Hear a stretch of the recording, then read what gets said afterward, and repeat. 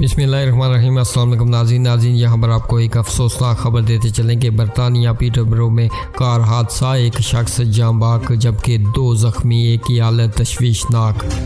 नाज़रीन, पुलिस ने बताया है कि कार हादसे में कार दरिया में गिरने से पीटरबरो का एक शख्स जाँ बाक जबकि 2 ज़ख्मी, एक की हालत तशवीशनाक है। नाज़रीन, ये हादसा 31 मार्च सुबह 11 बजे रेमसी रोड पर पेश आया। पुलिस और एमरजेंसी सर्विस मौका पर पहुंच गई और तीनों ज़ख्मियों को इलाज के लिए अस्पताल रवाना कर दिया गया।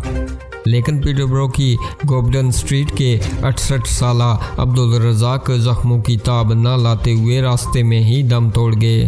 नाज़रीन, मुसाफिरों में से एक 34 साला शख्स तशवीशनाक हालत में अस्पताल में ज़ेर इलाज है, जबकि हादसे में तीसरे शख्स को मामूली चोटें आई, जिसे इब्तदाई तिब्बी इमदाद के बाद डिस्चार्ज कर दिया गया। नाज़रीन, इस अफसोसनाक खबर के हवाले से अपनी राय का इजहार कमेंट बॉक्स में ज़रूर कीजिएगा और मज़ीद खबरों और अपडेट्स के लिए हमारे चैनल को सब्सक्राइब कीजिएगा।